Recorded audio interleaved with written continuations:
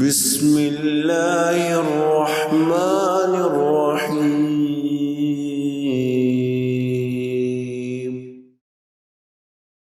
نحمده ونصلي على رسوله الكريم اعوذ بالله من الشيطان الرجيم بسم الله الرحمن الرحيم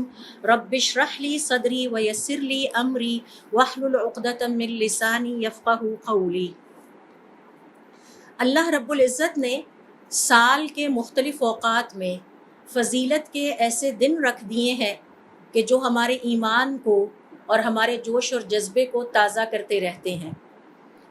مثال کے طور پر ابھی ہم نے پیچھے رمضان کا مہینہ گزارا، اور رمضان کا مہینہ ایک ایسا موقع ہے کہ جس میں ہم اپنے ایمان کو ریفریش کرتے ہیں، جو کہ ایمان کی تازگی کا باعث بنتا ہے۔ اللہ رب العزت سے ہمارا تعلق ریفریش ہو جاتا ہے، اللہ رب العزت کے ساتھ جو ہمارا تعلق ہے اس کی طرف ہماری توجہ ہو جاتی ہے۔ اور ابھی رمضان کا مہینہ گزرا تھا تو اس کے بعد حرمت والے مہینے شروع ہو گئے، جن میں ذوالقعدہ کا مہینہ ہے۔ ذوالقعدہ کے مہینے کی اپنی بہت ساری فضیلتیں ہیں، جن میں سے ایک یہ ہے کہ اللہ رب العزت نے ذوالقعدہ میں حضرت موسیٰ علیہ السلام کو اپنے سے ملاقات کے لیے بلایا تھا، اور جو ذی الحج کا پہلا عشرہ ہے خاص طور پر اس میں یوم النحر والے دن ملاقات کر کے ان کو فارغ کیا تھا۔ 30 دن کے لیے بلایا تھا اور پھر 10 دن کا اس میں اضافہ کر لیا تھا۔ پھر ذوالقعدہ کی ایک فضیلت یہ بھی ہے کہ حضور اکرم صلی اللہ علیہ وسلم نے اپنی زندگی میں 4 عمرے کیے، جو کہ چاروں ذوالقعدہ کے مہینے میں آتے ہیں، اور اس کی وجہ یہ ہے کہ حرمت والے مہینوں میں کیے گئے نیک عمل عام دنوں میں کیے گئے نیک عمل سے زیادہ ثواب رکھتے ہیں۔ تو جب ذوالقعدہ کا مہینہ شروع ہوا تو ہمارا حرمت والے مہینے کا ایک مقدس اور فضیلت والا وقت جو ہے وہ شروع ہو گیا، اور یہ پھر اللہ رب العزت سے اپنے تعلق کو مضبوط کرنے کا ایک وقت ہے۔ اللہ رب العزت نے مکان کو بھی پیدا کیا ہے، اللہ تعالیٰ وقت کا بھی خالق ہے، زمان کو بھی اللہ تعالیٰ نے پیدا کیا ہے، اور پھر اس وقت میں سے جو چاہا اپنے لیے فضیلت والے اوقات مقرر کر لیے۔ اب اسی طرح سے یکم ذی الحجہ سے آج سے عشرہ ذی الحج جو ہے مبارک ترین دنیاوی زندگی کے اور سال کے انتہائی مقدس ترین دنوں کا آغاز ہو چکا ہے۔ اور ابن تیمیہ رحمۃ اللہ علیہ فرماتے ہیں کہ ان دنوں میں اپنے رب کو راضی کرنے کے لیے دن اور رات ایک کر دیں، یعنی ہمارے صالحین کا طریقہ کار یہ تھا کہ ان دنوں میں اپنے رب کو راضی کرنے کے لیے دن اور رات ایک کر دیتے، یعنی ہر لمحہ کسی نہ کسی شکل میں کسی نیکی کے کام میں یا اللہ تعالیٰ کی عبادت میں گزارتے تاکہ اپنے رب کو راضی کر سکیں۔ اور پھر ہم سب جانتے ہیں کہ آپ صلی اللہ علیہ وسلم کی حدیث ہے کہ ان دنوں میں کیا گیا جو نیک عمل ہے وہ جہاد فی سبیل اللہ سے بھی زیادہ اللہ رب العزت کو محبوب ہے۔ تو اللہ تعالیٰ نے ان فضیلت کے ایام کو مقدس قرار دیا ہے، احترام والے قرار دیا ہے، اس لیے ہمارے اوپر بھی یہ فرض عائد ہوتا ہے کہ ہم ان کے احترام اور ان کے تقدس کو اسی طرح سے برقرار رکھیں۔ اور پھر عشرہ ذی الحج کے اختتام پر ایک بہت بڑی عبادت سر انجام پاتی ہے، جس کا اثر ہمیں پورے عالم اسلام پر نظر آتا ہے۔ اور حرمت والے مہینوں کی ایک حکمت یہ بھی ہے کہ پوری دنیا کے کونے خدروں سے حاجی اللہ رب العزت کے گھر کا رخ کر لیتے ہیں۔ پورے عالم اسلام میں ایک بہت بڑا سفر شروع ہو جاتا ہے، اور اس میں کوئی بھی دنیا کا ٹکڑا ایسا نہیں ہے، کوئی ملک ایسا نہیں ہے جہاں سے حاجی نکل کر اللہ رب العزت کے گھر کی طرف سفر نہ کر رہے ہوں۔ ایک دن میں 3 لاکھ حاجی جو ہیں وہ سعودی عرب میں اور مکۃ المکرمہ یا مدینہ کے شہر میں پہنچتے ہیں۔ تو پورا عالم اسلام جس طرح سے رمضان کو ایکسپیرینس کرتا ہے، اسی طرح سے دوبارہ حج کے دنوں میں ایک خاص ماحول کو ایکسپیرینس کرتا ہے۔ اور آپ دیکھیے کہ اللہ رب العزت کے مہمانوں کا احترام خود اللہ تعالیٰ نے اتنا کیا ہے کہ جب ان کے حج کے سفر کے دن شروع ہوتے ہیں، یعنی ذوالقعدہ کا مہینہ، تو اللہ نے اسے حرمت والا مہینہ قرار دے دیا ہے کہ اب اس میں کوئی کسی سے جھگڑے گا نہیں، کوئی کسی پر ہاتھ نہیں اٹھائے گا، آپس کے سارے اختلافات کو رکھ دیا جائے گا۔ اور تاریخ سے پتہ چلتا ہے کہ عرب جاہلیت کے زمانے میں حرمت والے مہینوں میں کھل کر گھومنا پھرنا شروع کر دیتے تھے، حتیٰ کہ کسی کے باپ کا قاتل بھی پاس سے گزرتا تو وہ اسے نہ ہاتھ لگاتا تھا نہ خوف زدہ کرتا تھا، کیونکہ یہ حرمت والے مہینے ہیں، اور اس میں وہ اپنے بتوں کی پوجا پر لگ جاتے تھے۔ اور عربوں نے حرمت والے مہینوں کا احترام حضرت ابراہیم علیہ السلام سے وراثت میں پایا تھا۔ حضور اکرم صلی اللہ علیہ وسلم نے اس کو اللہ کے حکم سے جاری رکھا، حرمت والے مہینوں کا تعلق بھی حضرت ابراہیم علیہ السلام سے ہے۔ حضرت ابراہیم علیہ السلام نے جب اللہ کا گھر بنایا، سیر کی کتابوں میں ہے، تو اس کے بعد اللہ تعالیٰ نے انہیں سکھایا کہ حرمت والے مہینوں کا احترام کرنا ہے، اور یہ حرمت والے مہینے ہیں جن میں ذوالقعدہ ہے، ذوالحج ہے، محرم ہے اور پھر رجب ہے۔ تو یہ جو ساری عبادت ہے اس کا تعلق حضرت ابراہیم علیہ السلام کے ساتھ بہت گہرا ہے۔ تو جب آپ عشرہ ذی الحج میں اللہ رب العزت کی عبادت کرتے ہیں تو آپ حضرت ابراہیم علیہ السلام کی پیروی کر رہے ہوتے ہیں۔ جب آپ حرمت والے مہینوں میں اپنے آپ کو پابند کرتے ہیں ان مہینوں کے احترام پر، اور جب آپ حرمت والے مہینوں کا تقدس ظاہر کرتے ہیں تو آپ حضرت ابراہیم علیہ السلام کی ایک سنت کی پیروی کرتے ہیں۔ جب آپ حج کرتے ہیں تو حضرت ابراہیم علیہ السلام کی سنت کی پیروی کرتے ہیں۔ حتیٰ کہ یوم النحر والے دن جب آپ قربانی کرتے ہیں تو اس وقت بھی آپ حضرت ابراہیم علیہ السلام کی سنت کی پیروی کر رہے ہوتے ہیں۔ اور عربوں کو یہ سنت حضرت ابراہیم علیہ السلام سے ورثے میں ملی تھی۔ ہاں، وہ یہ بھول گئے تھے کہ ہمارا خدا کون ہے اور ہم نے حرمت والے مہینوں میں اپنے خدا کی عبادت کیسے کرنی ہے، لہٰذا وہ اپنے بتوں کی خدمتوں پہ لگ جاتے، نظر نیاز چڑھاتے، ان کی جو خدمت ہو سکتی تھی وہ کرتے، لیکن وہ یہ بھول گئے تھے کہ ہمارا خدا کون ہے اور ہمیں کس کی عبادت کرنی ہے۔ تاہم جن چیزوں کی انہوں نے حفاظت کی، جو وہ نہیں بھولے، وہ اللہ کا گھر بھی تھا۔ حتیٰ کہ مجھے بہت تعجب ہوا سیر کی کتابوں میں پڑھتے ہوئے کہ جب اللہ رب العزت کے گھر کا کئی دفعہ یہ تعمیر کی ضرورت پڑی تو قریش نے، جو کہ کفار تھے اس وقت میں، انہوں نے اس چیز کی شرط رکھی کہ صرف وہی لوگ اپنا پیسہ اس کی تعمیر میں ڈالیں گے جن کی انکم پاکیزہ ہوگی۔ یعنی جاہلیت کے زمانے میں ہونے کے باوجود وہ اس قدر کانشیس تھے کہ جب بیت اللہ کی مرمت یا ریکنسٹرکشن یا اس کا دوبارہ تعمیر ہو رہی تھی تو انہوں نے یہ شرط رکھی، جو بزرگ تھے قریش کے، کہ صرف ان لوگوں کا پیسہ اس کی تعمیر میں استعمال کیا جائے گا جن کی انکم بالکل پاکیزہ ہوگی، پاک ہوگی، اس میں کسی قسم کا حرام شامل نہیں ہوگا۔ تو یعنی اس حد تک وہ اللہ رب العزت نے جو حضرت ابراہیم علیہ السلام کو حرمت والے مہینوں کے بارے میں سکھایا، اور حضرت ابراہیم علیہ السلام نے جس طرح سے اس گھر کی تعمیر کی اور اس گھر کے ساتھ جو عربوں کی اٹیچمنٹ تھی، جاہلیت کے زمانے میں بھی وہ اس کا احترام کرتے تھے اور اس کا حج کرتے تھے، اور باقاعدہ انہوں نے یہ ساری جو روایات ہیں ان کو برقرار رکھا۔ پھر جب اسلام آیا تو حضور اکرم صلی اللہ علیہ وسلم نے ان سارے کانسیپٹس کی کریکشن کر دی اور دوبارہ سے ان طریقوں کو واضح کر دیا کہ آپ نے کس طرح حرمت والے مہینوں کا احترام کرنا ہے، حرمت والے مہینوں کی ترتیب نہیں بدلنی، اور کس طرح سے آپ نے حج بیت اللہ پرفارم کرنا ہے، اور کس موقع پر کیا کہنا ہے، کیسے دعائیں پڑھنی ہیں۔ تو اس حوالے سے جو آج کا ہمارا ٹاپک ہے وہ صرف حجر اسود کے بارے میں ہوگا، کہ ہم حجر اسود کی تھوڑی سی تاریخ کو دیکھیں گے کہ اس کی تاریخ کیا ہے، اور اس کے ساتھ ساتھ اس کی اہمیت اور فضیلت قرآن کریم میں کیا بیان ہوئی ہے اور حضور اکرم صلی اللہ علیہ وسلم کی احادیث میں کیا بیان ہوئی ہے۔ ازرقی اس حوالے سے فرماتے ہیں، اور یہ سیرہ کی کتابوں میں سے ایک ہے، کہ ابن اسحاق سے روایت کرتے ہیں کہ حضرت ابراہیم علیہ السلام نے جب کعبہ کی تعمیر کا آغاز کیا تو روایات سے پتہ چلتا ہے کہ جب کعبہ کی بنیادیں اور عمارت تھوڑی اٹھا لی گئیں اور اس وقت وہ مقام پر کھڑے ہو کر اس کی تعمیر کرتے تھے، اور حضرت اسماعیل علیہ السلام کو مختلف کاموں کے لیے گھر کے مختلف حصوں میں بھیجتے تھے، یہ پکڑا دیں، وہ لے کر آ جائیں، تو والد جو تھے وہ کھڑے ہو کر اس کی تعمیر کر رہے تھے اور بیٹا اس تعمیر میں والد کا مددگار تھا۔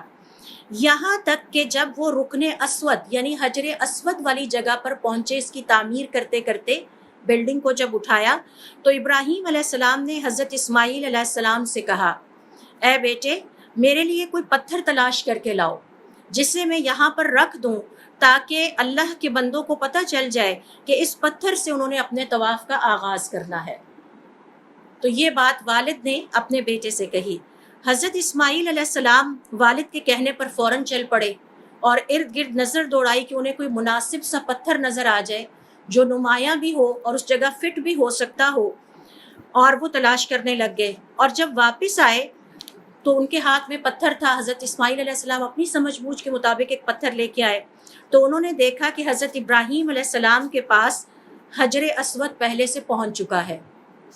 جو کہ حضرت ابراہیم علیہ السلام کے پاس حضرت جبرائیل علیہ السلام لے کے آئے تھے۔ اور اس کی روایات کے مطابق جب نوح علیہ السلام کے زمانے میں طوفان آیا تھا اور پوری زمین پر پانی پھیل گیا تھا، اس وقت اللہ تعالیٰ نے حجر اسود کو جبل ابی قبیس کے پاس امانتاً رکھوا دیا تھا۔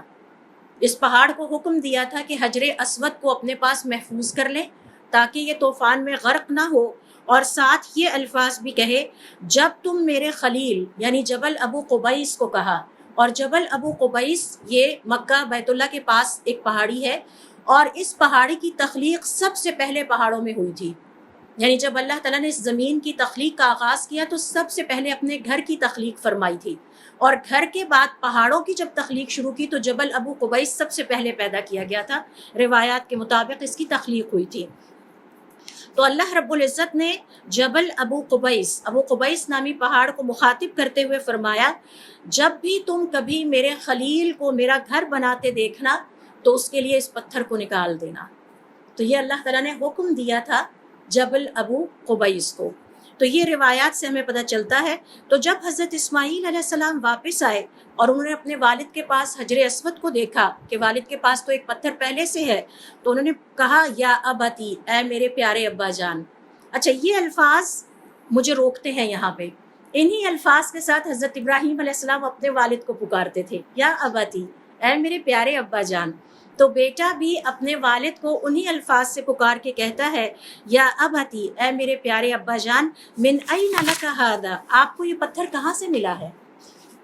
اور تعجب بھی ہوا کہ آپ نے تو مجھے بھیجا تھا، پتھر آپ کے پاس ہے اور ہے بھی بہت ڈفرینٹ سا۔ حضرت ابراہیم علیہ السلام نے آگے سے جواب دیا، میرے پاس اس پتھر کو وہ لے کے آیا ہے جس نے مجھے تمہارے پتھر کی حاجت سے بے نیاز کر دیا ہے، یعنی مجھے اب تمہارے پتھر کی ضرورت نہیں ہے۔ اللہ کے حکم سے حضرت جبرائیل علیہ السلام اس پتھر کو لے کے میرے پاس پہنچ گئے تھے۔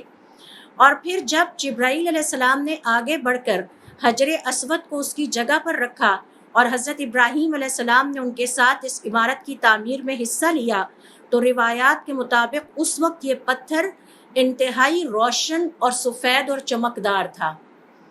حتیٰ کہ اس کی جو روشنی تھی وہ مشرق اور مغرب میں پھیل گئی۔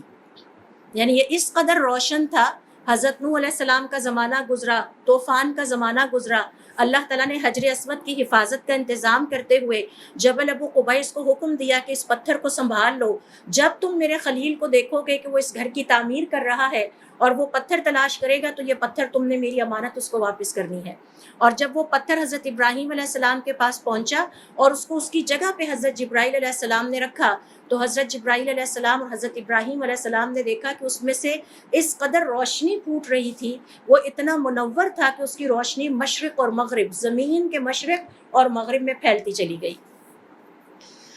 اور پھر اسی طرح سے ایک اور روایت سے پتہ چلتا ہے کہ اس کی روشنی حرم کی جہاں تک حدود تھی اس سے بھی کہیں آگے جاتی ہوئی نظر آتی تھی، یعنی اس قدر روشن تھا، اس قدر سفید تھا اور اس قدر چمکدار یہ پتھر تھا۔ پھر اس کے بعد بہت سارے دور اس پہ گزرے۔ یہ اللہ کا جو گھر ہے عمالقہ کے زمانے میں دوبارہ تعمیر ہوا، اس سے پہلے یہ ٹوٹا پھوٹا بھی، اور پھر اس کے بعد جرہم نامی قبیلے نے اس کی تعمیر کی، جہاں حضرت اسماعیل علیہ السلام کی والدہ رہتی تھی، ان کے پاس یہ قبیلہ رہتا تھا۔ پھر یہ ایک دفعہ شکست و ریخت کا شکار ہوا، پھر اس کی قریش نے تعمیر کی۔ تو بہت اختصار کے ساتھ میں یہ آپ لوگوں سے ہسٹری شیئر کر رہی ہوں۔ اور پھر جب انہوں نے خانہ کعبہ کی تعمیر مکمل کر لی تو اب جو حجر اسود ہے اس کو رکھنے کا تنازع درپیش آیا۔ اب ہر قبیلے کے سردار کی خواہش تھی کہ یہ پتھر رکھنے کا اعزاز مجھے حاصل ہو، اور جب سب نے دیکھا کہ یہ تنازع ختم ہونے کا نام نہیں لیتا تو انہوں نے آپس میں یہ فیصلہ کیا کہ کل اس دروازے سے جو شخص ہم پر سب سے پہلے داخل ہوگا وہ اس پتھر کو رکھے گا۔ اگلے دن مقررہ وقت سے پہلے سب پہنچ گئے کہ دیکھیے اللہ کے گھر میں اس قیمتی اور مقدس پتھر کو رکھنے کا اعزاز اللہ رب العزت کس کو عطا کرتے ہیں۔ تو سارے وہاں پہنچ کے انتظار کرنے لگے، تو جو پہلی شخصیت داخل ہوئی وہ حضور اکرم صلی اللہ علیہ وسلم تھے۔ تو ان واقعات سے پتہ چلتا ہے کہ بیت اللہ کی تعمیر ہو یا حجر اسود کی جگہ یا حجر اسود کی حفاظت، اللہ رب العزت نے اس گھر کے ایک ایک چیز کی حفاظت خود فرمائی ہے، اور اپنے حکم کے ذریعے سے حضرت جبرائیل علیہ السلام کو بھیج کر حضرت ابراہیم علیہ السلام کو گائیڈ کیا اور پھر حضور اکرم صلی اللہ علیہ وسلم کو بھی گائیڈ کیا۔ تو جب حضور اکرم صلی اللہ علیہ وسلم کو سب نے دیکھا تو خوش ہو گئے۔ آپ صلی اللہ علیہ وسلم نے ساری بات سننے کے بعد ایک بڑی چادر منگوائی اور پھر حجر اسود کو اس میں رکھا، اور پھر فرمایا کہ ہر قبیلے کا جو سردار ہے یا کوئی ایک ریپرزینٹیٹیو ہے وہ اس چادر کے ایک سائڈ کو اور کونے کو پکڑ لے۔ پھر سب نے مل کر اٹھایا اور پھر حضور اکرم صلی اللہ علیہ وسلم نے حجر اسود کو اس کی جگہ پر رکھ دیا۔ یہی روایت حاکم مستدرک میں بھی بیان کرتے ہیں۔ اس میں صرف اس طرح سے الفاظ کا تھوڑا سا فرق ہے کہ جب قریش کا آپس میں اختلاف ہوا کہ حجر اسود کو اس کی جگہ پر کون فکس کرے گا، تو یہ اختلاف اور تنازع اس حد تک بڑھا کہ عربوں نے آپس میں تلواریں نکال لیں اور ایک دوسرے کی گردنیں اڑانے کے درپے ہو گئے۔ پھر ان میں سے کسی ایک سمجھدار انسان نے کہا کہ ٹھہر جاؤ، اس لڑائی جھگڑے کو چھوڑو، کل کے دن سب اکٹھے ہوتے ہیں اور جو کوئی اس دروازے سے شخص پہلا داخل ہوگا وہی اس حجر اسود کو رکھے گا۔ تو اگلے دن حضور اکرم صلی اللہ علیہ وسلم جب داخل ہوئے تو سارے پکار اٹھے، ھذا الامین، یہ امانت دار انسان ہے، یہ بالکل اس قابل ہے، اس کو یہ شرف ملنا چاہیے کہ یہ رکھے۔ اور یہ حضور اکرم صلی اللہ علیہ وسلم کا زمانہ جاہلیت میں نام تھا، لقب تھا الامین۔ آپ کو الصادق کے نام سے اور الامین کے نام سے پکارا جاتا تھا۔ اور پھر انہوں نے پکار کے کہا، یا محمد، اے محمد صلی اللہ علیہ وسلم، قد رضینا بکا، ہم سب آپ پہ راضی ہیں۔ فدعا بثوب، تو آپ صلی اللہ علیہ وسلم نے ایک چادر منگوائی، اور اس طرح سے یہ تنازع اللہ تعالیٰ کے حکم سے حضور اکرم صلی اللہ علیہ وسلم کے ذریعے سے ختم ہوا۔ اسی طرح سے روایات سے یہ بھی پتہ چلتا ہے کہ حجر اسود کو موجودہ جگہ پر فکس کرنے کے لیے جو دن تھا وہ منڈے کا دن تھا، سوموار کا دن تھا، جب حضور اکرم صلی اللہ علیہ وسلم نے سب کو کہا کہ چادر بچھائیں، حجر اسود رکھیں، سب لوگ اس کو پکڑ لیں اور ہم آئیں اس کو فکس کرتے ہیں۔ امام احمد ابن عباس رضی اللہ تعالیٰ عنہما سے روایت کرتے ہیں کہ آپ صلی اللہ علیہ وسلم نے فرمایا، یا حضرت ابن عباس رضی اللہ تعالیٰ عنہ فرماتے ہیں، ولد النبی یوم الاثنین، حضور اکرم صلی اللہ علیہ وسلم کی پیدائش منڈے والے دن ہوئی تھی، سوموار والے دن، واستنبئ یوم الاثنین، اور انہیں نبوت بھی منڈے والے دن عطا ہوئی تھی، سوموار والے دن، وتوفی یوم الاثنین، اور آپ کا انتقال بھی سوموار والے دن ہوا، وخرج مہاجرا من مکہ الی المدینہ یوم الاثنین، اور آپ نے مکہ سے مدینہ کی طرف ہجرت بھی سوموار والے دن کی، وقدم المدینہ یوم الاثنین، اور آپ مدینہ میں داخل بھی منڈے والے دن یعنی سوموار والے دن ہوئے، ورفع الحجر الاسود یوم الاثنین، اور آپ نے حجر اسود کو اٹھا کر اس کی جگہ پر سوموار والے دن فکس کیا۔ تو یہ حضرت ابن عباس رضی اللہ تعالیٰ عنہ کی روایت ہے، یعنی ان سے یہ اثر ہے جو کہ سیرہ کی کتابوں میں اور تاریخ کی کتابوں میں حجر اسود کے حوالے سے مزید ہماری معلومات میں اضافہ کرتا ہے۔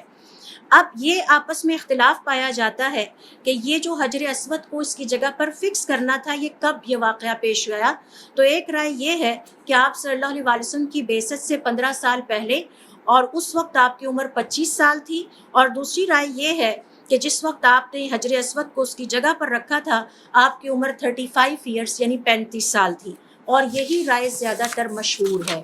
یعنی یہ جو دوسری والی رائے ہے یہ زیادہ مشہور ہے کہ جب حضور اکرم صلی اللہ علیہ وسلم نے حجر اسود کو اپنی جگہ پر فکس کیا تو اس وقت جو ہے ان کی عمر 35 ایئرس تھی۔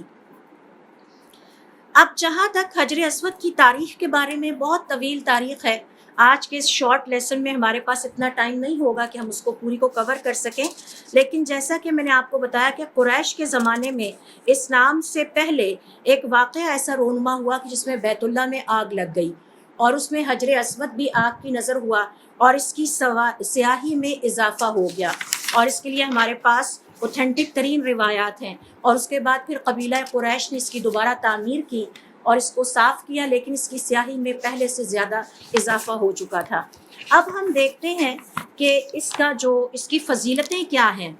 اور اس کی فضیلتوں کے حوالے سے ہمارے پاس حضور اکرم صلی اللہ علیہ وسلم کی کون سی احادیث ہیں جن سے پتہ چلتا ہے کہ یہ پتھر کس قدر فضیلت کا حامل ہے۔ تو اس حوالے سے دیکھیے، سب سے پہلی فضیلت یہ ہے کہ آپ صلی اللہ علیہ وسلم کی احادیث کے مطالعے سے پتہ چلتا ہے کہ حجر اسود زمین میں اللہ تعالیٰ کا دایاں ہاتھ ہے جس سے اللہ تعالیٰ اپنے بندوں سے مصافحہ کرتے ہیں، اور یہ کوئی چھوٹا اعزاز نہیں ہے کہ جب اللہ تعالیٰ کسی چیز کو سلیکٹ کر کے اختیار کر کے اپنے سے منسوب کر لے۔ خلیل اللہ، اللہ کا خلیل بنا رہا ہے کس کو؟ اللہ کے گھر کو، اور پھر حجر اسود جو کہ جبل ابو قبیس کے پاس امانت تھا، اس کو اللہ تعالیٰ نے تاکید کی تھی کہ جب تم اس جگہ پہ میرے خلیل کو میرا گھر بناتے دیکھو تو یہ پتھر اس کے حوالے کرنا۔ تو حضور اکرم صلی اللہ علیہ وسلم کی صحیح احادیث اور روایات کے مطابق حجر اسود گویا زمین میں اللہ رب العزت کا ہاتھ ہے جس سے وہ اپنے بندوں سے مصافحہ کرتا ہے۔ ازرقی اور ابن ابی عمر اپنی صحیح اسناد سے روایت کرتے ہیں، ابن عباس رضی اللہ تعالیٰ عنہما فرماتے ہیں کہ اور یہ ابن عباس رضی اللہ تعالیٰ عنہ کا قول ہے، آگے میں اس کو سپورٹ کرنے کے لیے احادیث بھی آپ سے شیئر کروں گی۔ ان ھذا الرکن یمین اللہ فی الارض، یہ جو حجر اسود ہے یہ زمین میں اللہ تعالیٰ کا داہنا ہاتھ ہے، رائٹ ہینڈ، یصافح بها عبادہ، اس سے وہ اپنے بندوں سے مصافحہ کرتا ہے، مصافحۃ الرجل اخاہ، جیسے کوئی انسان اپنے بھائی سے مصافحہ کرتا ہو۔ تو ایک تو گویا یہ اللہ تعالیٰ کا دایاں ہاتھ ہے، اور دوسرا یہ کہ جیسے کوئی اپنے بھائی سے مصافحہ کرتا ہے اس طرح اللہ تعالیٰ اپنے بندوں سے اس ہاتھ کے ذریعے سے مصافحہ کرتا ہے۔ یہ جو قول ہے یہ ابن عباس رضی اللہ تعالیٰ عنہما کا ہے، اور اس کو سپورٹ کرنے کے لیے، سبسٹینشیٹ کرنے کے لیے جو احادیث ہیں وہ بھی سن لیجئے۔ اس حوالے سے حمید ابن ابی سویہ رضی اللہ تعالیٰ عنہ کہتے ہیں کہ میں نے عطا ابن ابی رباح سے رکن یمانی کے بارے میں پوچھا، اور وہ اس وقت اللہ کے گھر کا طواف کر رہے تھے۔ تو عطا نے کہا کہ مجھے حضرت ابو ہریرہ رضی اللہ تعالیٰ عنہ نے بتایا تھا کہ آپ صلی اللہ علیہ وسلم نے فرمایا وکل بہ 70 ملکن، اس گھر کے ارد گرد اللہ رب العزت کے 70 فرشتے ہوتے ہیں۔ فمن قال، تو جو طواف میں کہتا ہے اللہم انی اسألک العفو والعافیۃ فی الدنیا والآخرہ، ربنا آتنا فی الدنیا حسنۃ وفی الآخرۃ حسنہ وقنا عذاب النار، جو یہ دعائیں کرتا ہے قالوا آمین، تو وہ 70 فرشتے اس کی دعا پر آمین کہتے ہیں۔ اور پھر جب وہ اس رکن اسود یعنی حجر اسود کے پاس پہنچے تو کہا اے ابو محمد ہمیں بتائیے اس حجر اسود کے بارے میں آپ حضور اکرم صلی اللہ علیہ وسلم سے کیا جانتے ہیں؟ تو وہ کہتے ہیں کہ مجھے یہ حدیث بھی حضرت ابو ہریرہ نے سنائی ہے کہ میں نے حضور اکرم صلی اللہ علیہ وسلم کو فرماتے ہوئے سنا، حجر اسود کا جو بھی استلام کرتا ہے، استلام کا مطلب ہے چھوتا ہے، اس کو چومتا ہے، اور اگر چھونا اور چومنا پاسبل نہیں تو دور سے ہاتھ بلند کرنا یا اشارہ کرنا ہے۔ من فاوضہ، جس نے اس کا استلام کیا، فإنما يفاوض ید الرحمن، اس نے گویا اپنا ہاتھ اللہ کے ہاتھ میں دے دیا مصافحے کے لیے۔ تو حقیقت بات یہ ہے کہ اگر ہمیں یہ پتہ ہوگا تو ہم ان عبادات کو بڑے شعور کے ساتھ اور انتہائی احترام کے ساتھ کرنے کی کوشش کریں گے۔ دوسری حدیث اس لحاظ سے دیکھیے جو کہ حجر اسود کی اہمیت اور فضیلت کو واضح کرتی ہے۔ عبداللہ ابن عمرو ابن العاص رضی اللہ تعالیٰ عنہما کہتے ہیں کہ حضور اکرم صلی اللہ علیہ وسلم نے فرمایا یأتی الرکن یوم القیامت اعظم من ابی قبیس، یہ حجر اسود قیامت والے دن لا کے حاضر کیا جائے گا، اور یہ ابو قبیس نامی پہاڑ سے بھی زیادہ بڑا ہوگا۔ لہو لسان، اس کی ایک زبان ہوگی، وشفتان، 2 ہونٹ ہوں گے، یتکلم عمن استلمہ بالنیت، جس نے اسے پوری نیت کے ساتھ، استحضار قلب کے ساتھ، شعور اور ادب اور احترام کے ساتھ چھوا ہوگا، اس کے بارے میں یہ گواہی دے گا۔ وَهُوَ يَمِينُ اللَّهِ، اور یہ زمین میں اللہ کا دایاں ہاتھ ہے، يُصَافِحُ بِهَا خَلْقَهُ، اس ہاتھ کے ذریعے اللہ تعالیٰ اپنے بندوں کے ساتھ مصافحہ کرتے ہیں۔ تو گویا حجر اسود کی قیامت والے دن سفارش ہوگی،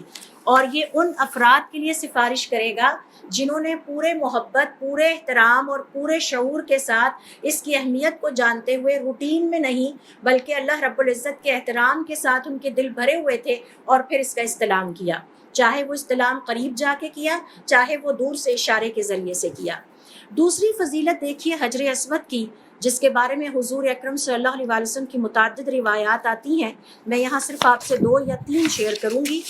وہ یہ ہے کہ حجر اسود جنت کے یاقوتوں میں سے ایک یاقوت ہے۔ یاقوت آپ کو پتہ ہے کہ بڑے قیمتی پتھر کو ہم سٹون کو کہتے ہیں، تو یہ جنت کے یاقوتوں میں سے ایک یاقوت ہے۔ عبداللہ ابن عمرو ابن العاص رضی اللہ تعالیٰ عنہما فرماتے ہیں میں نے حضور اکرم صلی اللہ علیہ وسلم کو فرماتے ہوئے سنا الرکن والمقام یاقوتتان من یواقیت الجنت، رکن اور مقام ابراہیم، رکن حجر اسود یہ رکن شرقی میں یعنی مشرق میں یہ ہے، یہیں سے طواف کا آغاز ہوتا ہے، تو یہ جو رکن ہے اور مقام ابراہیم ہے یہ جنت کے 2 یاقوتوں میں سے یاقوت ہیں، یعنی جنت میں جتنے بھی قسموں کے سٹونز پائے جاتے ہیں ان میں سے یہ 2 ہیں۔ وَلَوْلَا أَنَّ اللَّهَ طَمَسَ عَلَى نُورِهِمَا، اللہ تعالیٰ نے اگر ان کے نور کو مٹا نہ دیا ہوتا، اس پر حجاب نہ ڈال دیا ہوتا، لَأَضَاءَتَا مَا بَيْنَ الْمَشْرِقِ وَالْمَغْرِبِ، تو یہ دونوں اس دنیا کے مشرق اور مغرب تک روشنی کرنے کے لیے کافی تھے۔ تو اللہ تعالیٰ نے اس کی روشنی پر حجاب ڈال دیا ہے، حجر اسود کی روشنی پہ بھی اور مقام ابراہیم پہ بھی۔ رکن یہاں حجر اسود کو کہا جاتا ہے اور مقام ابراہیم علیہ السلام ہے۔ بیہقی کی ایک اور روایت یہاں پر آپ سے شیئر کرتی ہوں کہ وہ ان الفاظ کا اضافہ کرتے ہیں اور یہ صحیح روایت ہے، اگر حجر اسود کو بنی آدم کے گناہوں کا اثر نہ پہنچتا، اور حجر اسود کے اندر اللہ تعالیٰ نے یہ ایک عجیب تاثیر رکھی ہے کہ یہ بنی آدم کے گناہوں کو جذب کر لیتا ہے، ایبزارب کر لیتا ہے، اگر اس نے بنی آدم کے گناہوں کو ایبزارب نہ کیا ہوتا، لَأَضَاءَ مَا بَيْنَ الْمَشْرِقِ وَالْمَغْرِبِ، تو اس کی روشنی آپ دیکھتے زمین کے مشرق سے لے کے مغرب تک پھیلی ہوتی۔ وَمَا مَسَّهُمَا مِنْ زِعَاهَةٍ، اور اگر ان دونوں کو حجر اسود اور مقام ابراہیم کو کوئی بیمار چھو جاتا تو دنیا کا کوئی بھی بیمار چھو جاتا شفا یاب ہو جاتا۔ اس میں اتنی زیادہ اسٹرانگ تاثیر یعنی پائی جاتی ہے کہ اگر اس کو کوئی بیمار چھو لیتا اس کی بیماری ختم ہو جاتی۔ اور اس پہ ہمیں تعجب نہیں ہونا چاہیے، اگر ان کا تعلق جنت سے ہے تو جنت میں بیماری نہیں ہوگی، جنت میں شفا ہی شفا ہے، خوشیاں ہی خوشیاں ہیں، اپنی مرضی کی زندگی ہے۔ دنیا میں ہم اپنی زندگی کی مرضی نہیں گزار سکتے، وہاں ہمیں اپنی زندگی کی مرضی گزارنے کا موقع دیا جائے گا۔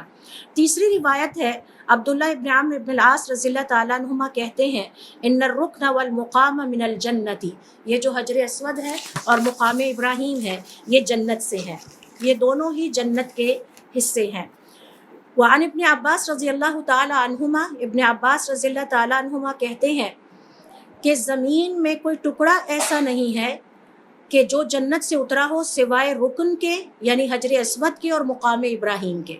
تو مقام ابراہیم اور حجر اسود، پوری زمین پر اگر جنت کا کوئی ٹکڑا پایا جاتا ہے تو یہ 2 ٹکڑے پائے جاتے ہیں۔ فَإِنَّهُمَا جَوْهَرَتَانِ مِنْ جَوْهَرِ الْجَنَّةِ، یہ دونوں جنت کے موتیوں میں سے موتی ہیں۔ وَلَوْلَا مَا مَسَّهُمَا مِنْ أَهْلِ الشِّرْكِ، اگر شرک کرنے والوں نے اور زمانہ جاہلیت کے مشرکین نے اس کو نہ چھوا ہوتا تو اللہ تعالیٰ کے حکم سے ہر بیمار اس کو چھو کر شفا یاب ہو جاتا۔ اور یہاں اس حدیث کی تشریح بیان کرنے والے علماء کہتے ہیں کہ صرف مسلمان بیمار ہی نہیں بلکہ جو بھی بیمار چھوتا وہ اس سے شفا یاب ہو جاتا، یعنی اتنی زیادہ اللہ تعالیٰ نے اس کے اندر تاثیر رکھی ہے اور یہ اس کی فضیلت کو ظاہر کرتا ہے۔ تیسری فضیلت حجر اسود کی یہ ہے کہ حجر اسود جنت سے نازل کیا گیا ہے، اس کا تعلق زمین سے نہیں ہے۔ بہت ساری ریسرچ اس پر موجود ہے نیٹ پہ کہ چیک کیا سائنٹسٹ نے کہ کیا واقعی اس پتھر کا تعلق اس زمین سے نہیں ہے، تو انہوں نے کہا ہاں یہ آسمان سے آیا ہے۔ ہماری اسٹڈیز اتنا ثابت کرتی ہیں کہ یہ پتھر آسمان سے آیا ہے، یہ زمین کا پتھر نہیں ہے، اور ہمارا دین ہمیں یہ سکھاتا ہے، ہماری شریعت ہمیں یہ سکھاتی ہے کہ یہ جنت سے نازل کیا گیا ہے۔ تو یہ جو حجر اسود کی تیسری فضیلت ہے کہ یہ جنت سے نازل کیا گیا ہے، یہ بہت نور والا پتھر ہے، اور قیامت والے دن اللہ تعالیٰ دوبارہ اسے اس کی اصلی شکل پر واپس لوٹا دیں گے۔ جب ہم اسے قیامت والے دن دیکھیں گے اپنے حق میں گواہی دیتے ہوئے تو اس وقت ہم اس کے اس نور کو ایکسپیرینس کریں گے، کیونکہ یہ اپنی اصلی حالت پہ ہمیں نظر آئے گا۔ ابن عباس رضی اللہ تعالیٰ عنہما کہتے ہیں کہ حضور اکرم صلی اللہ علیہ وسلم نے فرمایا، نزل الحجر الاسود من الجنہ، یہ جو حجر اسود ہے اسے جنت سے نازل کیا گیا، وَهُوَ أَشَدُّ بَيَاضًا مِنَ اللَّبَنِ، اور یہ دودھ سے زیادہ سفید تھا، فَسَوَّدَتْهُ خَطَايَا بنی آدم، پھر بنی آدم کی نافرمانیوں اور گناہوں نے اس کو سیاہ کر دیا۔ اسی حوالے سے دوسری حدیث ہے اور یہ تیسری فضیلت ہے حجر اسود کے بارے میں، جس کے بارے میں کہ الفاظ یہ ہیں، نزل الحجر الاسود من الجنۃ، حجر اسود جنت سے نازل کیا گیا، فکان اشد بیاضا من الثلج، اور یہ برف سے بھی زیادہ سفید تھا، حتی سودته خطایا اہل الشرک، یہاں تک کہ مشرکین کی غلطیوں نے اس کو سیاہ کر ڈالا۔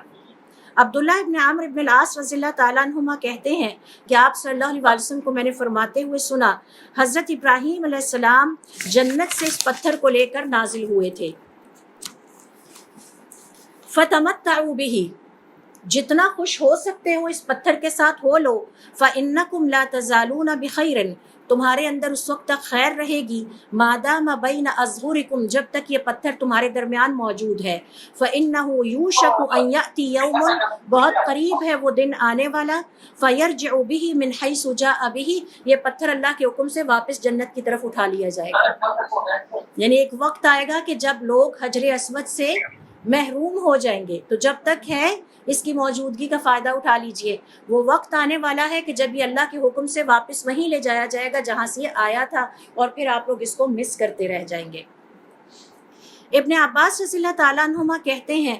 کہ ان دونوں کا یہ ارشاد ہے، الرکن والمقام یاقوتتان من یاقوت الجنتی، رکن اور مقام ابراہیم یعنی حجر اسود اور مقام ابراہیم جنت کے قیمتی پتھروں میں سے ایک پتھر ہے. وَإِلَيْهَا يَسِيرَانِ، اور جب قیامت قائم ہوگی تو یہ واپس جنت کی طرف لوٹا دیے جائیں گے. وَلَوْلَا مَسَّ هَذَا الرُّكْنُ مِنَ الْأَنْجَاسِ، اگر اس حجر اسود کو ناپاک لوگ، اللہ تعالیٰ کی نافرمانیوں سے آلودہ لوگ نہ چھوتے، لَأَبْرَأَ الْأَكْمَحَ وَالْأَبْرَصَ، تو گونگے اور بہرے اور جن کی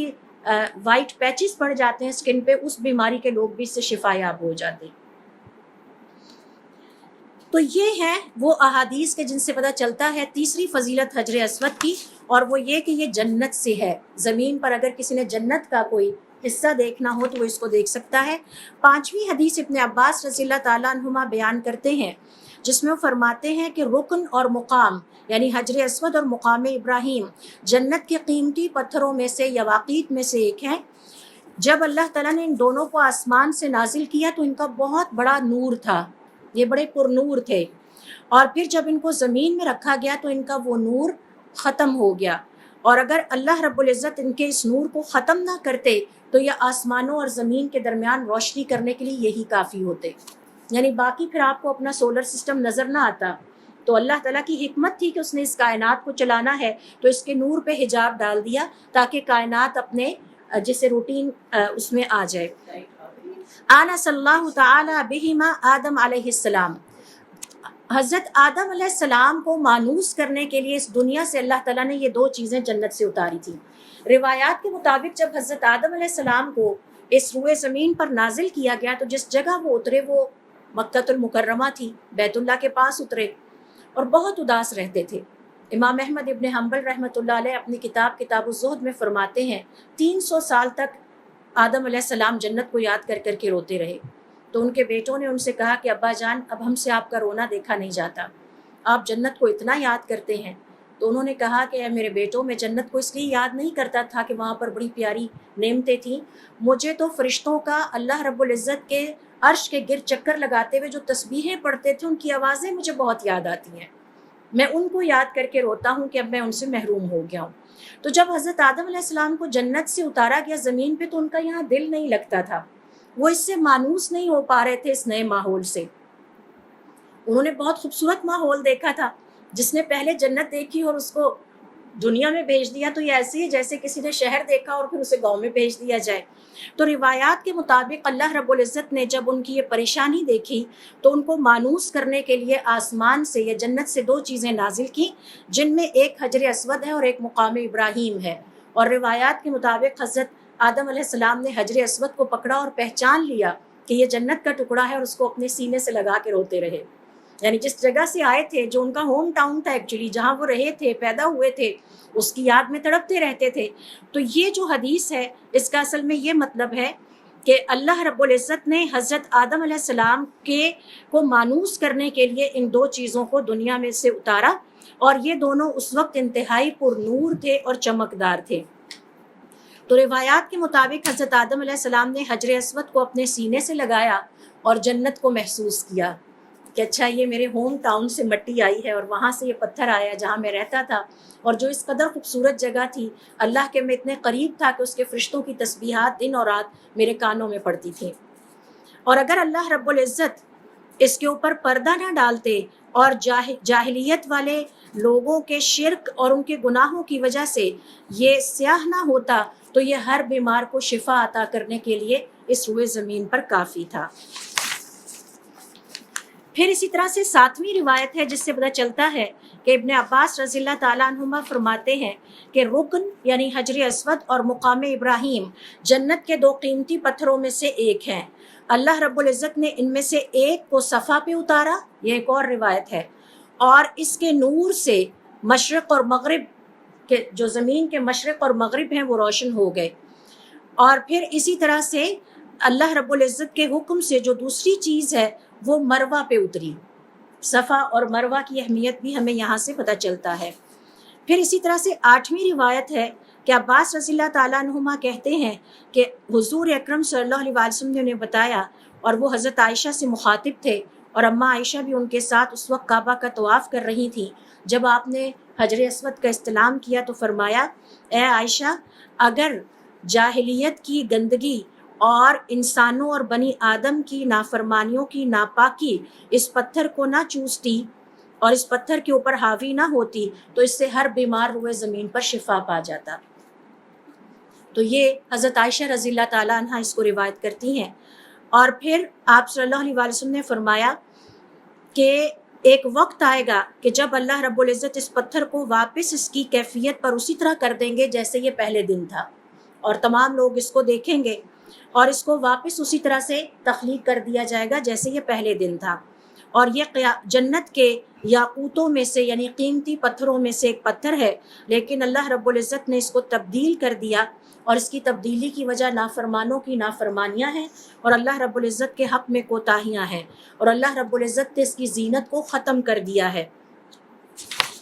کیونکہ کسی بھی نافرمان کا یہ حق نہیں بنتا کہ وہ جنت کی زینت کو دیکھے جب تک کہ وہ اپنی نافرمانیوں سے پاک نہ ہو جائے۔ تو جنت میں آخرت کی زندگی میں بھی وہی لوگ داخل ہوں گے جو مکمل طور پر اپنے گناہوں سے پاک صاف ہو چکے ہوں گے۔ تو اللہ تعالیٰ نے نہیں چاہا، اور یہ حضرت عائشہ رضی اللہ تعالیٰ عنہ کو حضور اکرم صلی اللہ علیہ وسلم بتا رہے ہیں کہ اللہ تعالیٰ نے اس کی جو خوبصورتی تھی، اس کے اندر جو زینت پائی جاتی تھی، وہ اس لیے ختم کر دی کیونکہ کسی بھی نافرمان اور اللہ رب العزت کے حق میں کوتاہی کرنے والے کا یہ حق نہیں بنتا کہ وہ جنت کی زینت کو پا سکے۔ تو یہ اسی کو ملے گی جو اس کو اپنے آپ کو پہلے اس سے پاک کر لے گا۔ چوتھی فضیلت حجر اسود کی جو بیان کی جاتی ہے وہ یہ ہے کہ حضور اکرم صلی اللہ علیہ وسلم نے اس کو چوما ہے، اور اس پر ہمارے صالحین بڑے فخر سے اظہار کیا کرتے تھے کہ حجر اسود کو اللہ تعالیٰ نے جہاں اور بہت سارے فخر عطا کیے ہیں، فضیلتیں عطا کی ہیں، ان میں سے ایک یہ ہے کہ حضور اکرم صلی اللہ علیہ وسلم نے اس کو چوما ہے، اور کئی دفعہ چوما ہے۔ اور پھر علماء کرام کا یہ کہنا ہے کہ جب مسلمان اس کا استلام کرتے ہیں اور اس پتھر کو چومتے ہیں تو انہیں یہ بات ذہن میں رکھنی چاہیے، یہ وہ پتھر ہے جس پر اپنے ہونٹ حضور اکرم صلی اللہ علیہ وسلم نے بھی رکھے اور اس کو چوما، اور یہ وہ پتھر ہے جس پہ اپنے وقت کے تمام پیغمبر اپنے ہونٹ رکھ کے اس پتھر کو چوما کرتے تھے۔ تو کیا یہ ایک چھوٹا اعزاز ہے کہ آج آپ کو اللہ تعالیٰ موقع دے اور آپ اس کا استلام کریں، یا آپ اس کو بھی اسی طرح سے چومیں جس طرح کے حضور اکرم صلی اللہ علیہ وسلم نے اس کو بوسہ دیا تھا۔ حضور اکرم صلی اللہ علیہ وسلم کی ایک اور روایت سے پتہ چلتا ہے کہ جب آپ اس کا استلام نہیں کر سکے تو آپ نے چھڑی سے اس کا اشارہ کیا اور پھر اس چھڑی کو بھی بوسہ دیا تھا۔ تو اگر چھڑی سے اشارہ کر کے وہ چھڑی اتنی اہمیت اختیار کر گئی کہ آپ نے اس چھڑی کو بوسہ دیا ہے، تو یقیناً پھر حجر اسود کو بوسہ دینا جو ہے وہ تو ایک بہت ہی بڑا شرف ہے، اور حجر اسود کو یہ فضیلت حاصل ہے کہ وقت کے ہر پیغمبر نے اور حضور اکرم صلی اللہ علیہ وسلم نے اس کو بوسہ دیا، اور جب آج مسلمان اس کو بوسہ دیتے ہیں تو ان کے لیے یہ شرف اور افتخار کافی ہے کہ وہ اسی جگہ اپنے ہونٹ رکھتے ہیں جس جگہ حضور اکرم صلی اللہ علیہ وسلم نے رکھے تھے۔ پھر اسی طرح سے دیکھیے حجر اسود کی جو 5ویں فضیلت ہے وہ یہ کہ حجر اسود کا استلام کرنا گناہوں کا کفارہ ہے۔ حجر اسود کا استلام کرنا یعنی اس کو دور سے آپ اشارے سے استلام کریں یا قریب جا کے، اس میں گناہوں کا کفارہ ہے۔ عبداللہ ابن عمر اپنے والد سے روایت کرتے ہیں کہ ابن عمر رکنین پر بڑی ایفرٹ کر کے حجر اسود تک پہنچا کرتے تھے، اور ہم نے حضور اکرم صلی اللہ علیہ وسلم کے ساتھیوں میں سے کسی کو بھی اتنی ایفرٹ کرتے نہیں دیکھا۔ تو ہم نے جب ان کی وجہ پوچھی اس کی تو انہوں نے کہا کہ میں نے حضور اکرم صلی اللہ علیہ وسلم کو فرماتے ہوئے سنا ہے، جس نے اس کو چھوا اور اس کا استلام کیا اس کے گناہ جھڑ جاتے ہیں، اللہ تعالیٰ اس کے گناہوں کو معاف کر دیتے ہیں۔ اور ایک اور روایت میں کہتے ہیں کہ میں نے آپ صلی اللہ علیہ وسلم کو فرماتے ہوئے سنا، جس کسی نے پورے 1 ہفتے تک اس گھر کا طواف کیا اور اللہ رب العزت اس کو یہ ثواب عطا کرتے ہیں کہ اس کے سارے گناہ معاف کرتے ہیں اور ایک گردن آزاد کرنے کا ثواب عطا کرتے ہیں۔ تو ایک ہفتے تک اس کا مسلسل اگر طواف کیا جائے۔ اور ایک اور روایت میں فرماتے ہیں کہ میں نے آپ صلی اللہ علیہ وسلم کو فرماتے ہوئے سنا کہ جب طواف کرنے والے ایک قدم اٹھاتے ہیں اور دوسرا رکھتے ہیں تو اللہ تعالیٰ ہر قدم کے بدلے کئی کئی گناہ معاف کر دیتے ہیں اور ان کے کئی کئی درجات بلند کر دیتے ہیں۔ چھٹی فضیلت حجر اسود کی یہ ہے کہ قیامت والے دن حجر اسود جبل احد کی طرح بہت بڑا کر کے لا کے رکھا جائے گا، اور یہ ان لوگوں کے حق میں سفارش کرے گا جنہوں نے نیک نیتی کے ساتھ اللہ کے گھر کا طواف کیا اور حج کیا اور پھر اس کا استلام بھی کیا، اور یہ گواہی دے گا ان لوگوں کے بارے میں جنہوں نے اچھے طریقے سے اس کا استلام کیا۔ اور اچھے طریقے سے مراد یہ ہے نیک نیتی کے ساتھ، بغیر کسی دکھاوے اور شہرت کے،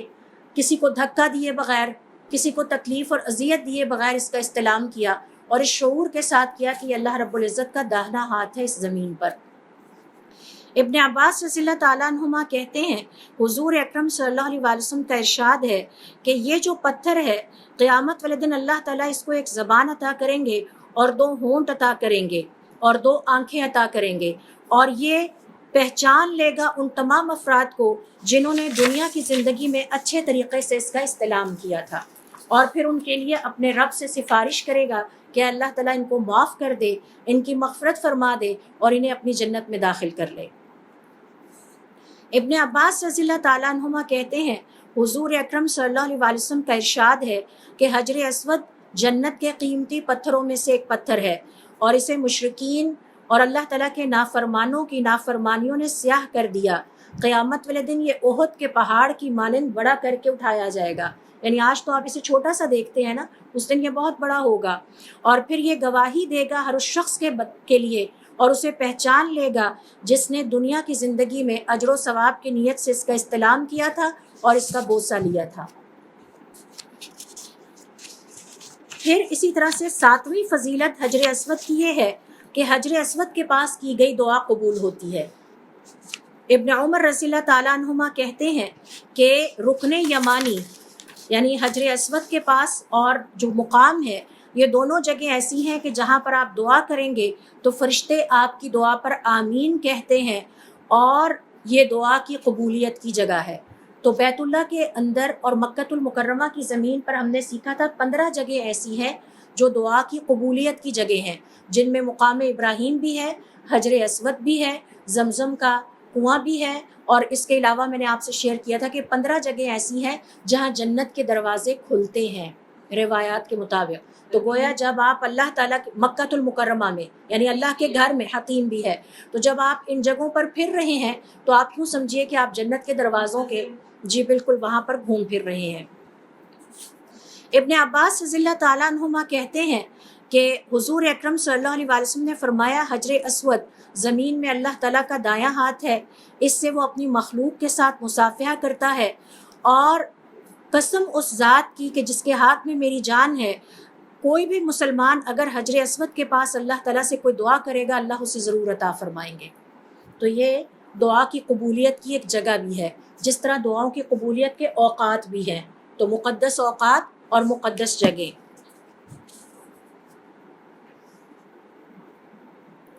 ابن عباس رضی اللہ تعالیٰ عنہما کہتے ہیں کہ ان سے کسی نے کہا کہ جو کوئی بھی حجر اسود کے پاس دعا کرے گا اللہ تعالیٰ اس کی دعا کو قبول کریں گے۔ تو کسی نے سوال کیا اگرچہ تیزی کے ساتھ وہاں سے گزر جائیں، رش ہوتا ہے بعض اوقات، آپ کھڑے ہو گئے تو دعا نہیں کر سکتے، تو انہوں نے فرمایا چاہے آپ بجلی سے بھی زیادہ، بجلی کی چمک سے زیادہ تیزی کے ساتھ اس کے پاس سے گزریں، لیکن وہاں سے گزرتے ہوئے جو دعا کریں گے انشاءاللہ اللہ تعالیٰ اس کو ضرور قبول کریں گے۔ 8ویں فضیلت حجر اسود کی یہ ہے کہ حجر اسود کو بوسہ دینے کے لیے فرشتوں کا بھی اسی طرح سے رش لگا رہتا ہے جس طرح انسانوں کا ہوتا ہے۔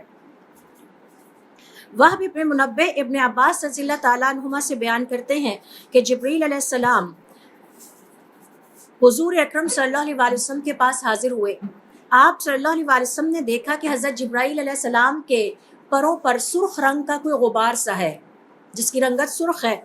تو حضرت جبرائیل علیہ السلام سے دریافت کیا حضور اکرم صلی اللہ علیہ وسلم نے، اے جبرائیل یہ آپ کے پروں پر میں غبار کیسا دیکھ رہا ہوں؟ حضرت جبرائیل علیہ السلام نے فرمایا انی زرت البیتہ میں اللہ کے گھر کی زیارت کر کے آ رہا ہوں. فازدحمت الملائکۃ علی الرکن، تو وہاں حجر اسود کو بوسہ دینے کے لیے فرشتوں کا بہت رش تھا. فہذا الغبار الذی تری مما تصیح باجنحتها، یہ جو غبار آپ کو میرے پروں پر نظر آ رہا ہے یہ ان کے پروں کے رش کی وجہ سے ہے. یعنی جس طرح وہاں انسانوں کا رش ہے، اور ہم نے فضائل مکۃ المکرمہ میں پڑھا تھا کہ دن رات میں صبح اور رات 50 ہزار فرشتے اللہ کے حکم سے اس گھر کی حفاظت کے لیے اترتے ہیں. تو یہ کیسے ہو سکتا ہے کہ وہ فرشتے جو اللہ تعالیٰ کے حکم سے اس گھر کی حفاظت کے لیے اتریں وہ اس کا طواف نہ کریں؟ اگر آپ کو یاد ہو، ہم نے فضائل مکۃ المکرمہ میں پڑھا تھا کہ اللہ تعالیٰ جب بھی اپنے فرشتوں کو اس دنیا میں کسی کام کے لیے بھیجتے ہیں تو جو فرشتہ بھی نازل ہوتا ہے وہ سب سے پہلے عرش کے نیچے جا کے غسل کرتا ہے، احرام باندھتا ہے، پھر وہ اللہ کے گھر بیت اللہ میں اترتا ہے، اس کا طواف کرتا ہے، حجر اسود کا استلام کرتا ہے، فارغ ہو کے اپنی ڈیوٹی پر روانہ ہو جاتا ہے. تو وہ فرشتے جو اس گھر کی حفاظت صبح و شام کرتے ہیں وہ 50 ہزار ہیں. اور اس کے علاوہ اس کائنات میں جو مسلسل آ رہے ہیں اور جا رہے ہیں اپنی ایڈمنسٹریٹو رسپانسبلٹیز کو پورا کرنے کے لیے، ذرا ان کا بھی تصور کیجئے وہ کتنے ہیں اور وہ کتنی بڑی تعداد میں اس کا طواف کر رہے ہیں اور اس کا استلام کر رہے ہیں، اور پھر وہ اپنی دنیا کی اس جگہ پر روانہ ہوتے ہیں جہاں انہوں نے کوئی کام کرنا ہے. کسی کو موت دینی ہے، کسی کو زندگی دینی ہے، کسی کے رزق عطا کرنا ہے. ہواؤں کے فرشتے ہیں وہ پہلے یہاں اترتے ہیں. یہ پروٹوکول ہے، ان کے طے شدہ طریقہ کار ہے. تو حضرت جبرائیل علیہ السلام نے فرمایا کہ جو غبار آپ میرے پروں پر دیکھ رہے ہیں یہ فرشتوں کے پروں کے رش کی وجہ سے ہے. وہاں پر اتنے زیادہ تعداد میں تھے کہ بہت مشکل سے حجر اسود کا استلام میں کر سکا. اور اس حوالے سے علماء کرام کا یہ کہنا ہے، یہی وجہ ہے کہ آپ صلی اللہ علیہ وسلم فرماتے ہیں اللہ کے گھر میں 15 جگہیں ایسی ہیں جہاں دعاؤں کی قبولیت ہوتی ہے، اور اس کی وجہ یہ ہے کہ وہاں پر فرشتے آپ کی دعاؤں پر آمین کہہ رہے ہوتے ہیں. تو اس وقت آپ اکیلے نہیں ہوتے، جیسا کہ آپ نماز میں اکیلے نہیں ہوتے. نماز پڑھنے کے بعد ہمیں حکم دیا گیا کہ جائے نماز پہ بیٹھے رہیں، کیونکہ فرشتے ہمارے لیے استغفار کی دعائیں کر رہے ہوتے ہیں. جب ہم اٹھتے ہیں تو وہ اٹھتے ہیں، لہٰذا وہاں بیٹھے رہیے تاکہ آپ کو ان کی دعائیں ملتی رہیں اور ان کی سفارش آپ کے حق میں قبول ہوتی رہے. نامی اور آخری فضیلت جو کہ حجر اسود کی صحیح روایات کے مطابق ہے وہ یہ کہ حجر اسود کے پاس گناہوں کی مغفرت ہوتی ہے. ابن عمر رضی اللہ تعالیٰ عنہما کہتے ہیں حضور اکرم صلی اللہ علیہ وسلم نے حجر اسود کی طرف اپنا چہرہ کیا اور پھر اس پر اپنے دونوں ہونٹ رکھے اور بہت دیر تک روتے رہے. پھر جب آپ متوجہ ہوئے تو دیکھا کہ آپ کے پاس عمر بن الخطاب رضی اللہ تعالیٰ عنہ ہیں اور وہ بھی آپ کو دیکھ کے رو رہے ہیں. تو حضور اکرم صلی اللہ علیہ وسلم تو حجر اسود کے اوپر اپنا ہونٹ رکھے رو رہے تھے، حضرت عمر بن الخطاب آپ کے پاس کھڑے ہو کے آپ کو دیکھ کے رو رہے ہیں.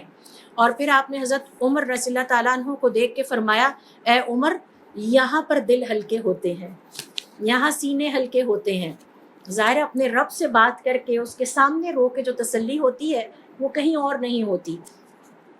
حاکم مستدرک میں بیان کرتے ہیں کہ جابر بن عبداللہ رضی اللہ تعالیٰ عنہما کہتے ہیں کہ ہم مکہ میں داخل ہوئے اور اس وقت تقریباً ضحیٰ یعنی چاشت کا وقت تھا. حضور اکرم صلی اللہ علیہ وسلم مسجد کے دروازے کے پاس آئے، آپ نے اپنی سواری کو وہاں پر باندھا، پھر آپ مسجد میں داخل ہوئے، پھر آپ نے حجر اسود سے اپنے طواف کا آغاز کیا، رک کر حجر اسود کا استلام کیا. ہم نے دیکھا آپ کی دونوں آنکھوں سے آنسو موتیوں کی طرح بہہ رہے تھے اور آپ کے رخسار پر آ رہے تھے. لہٰذا یہ وہ جگہ ہیں جہاں صالحین اپنے دل ہلکے کرتے ہیں، جہاں اپنے رب کے سامنے گریہ وزاری کرتے ہیں، جہاں وہ اپنی حسرتیں مٹاتے ہیں، جہاں ان کی دعائیں قبول ہوتی ہیں اور جہاں ان کی خطاؤں پر اللہ رب العزت کی طرف سے مغفرت کی نوید سنائی جاتی ہے. تو اللہ رب العزت سے دعا ہے کہ اللہ تعالیٰ ہمیں بھی اپنے گھر کی زیارت بار بار نصیب فرمائے اور پورے شعور کے ساتھ ایمان اور اخلاص کے ساتھ نصیب فرمائے اور پھر اسے ہمارے حق میں قبول فرمائے. سبحانک اللہم و بحمدک اشہد ان لا الہ الا انت استغفرک و اتوب الیک.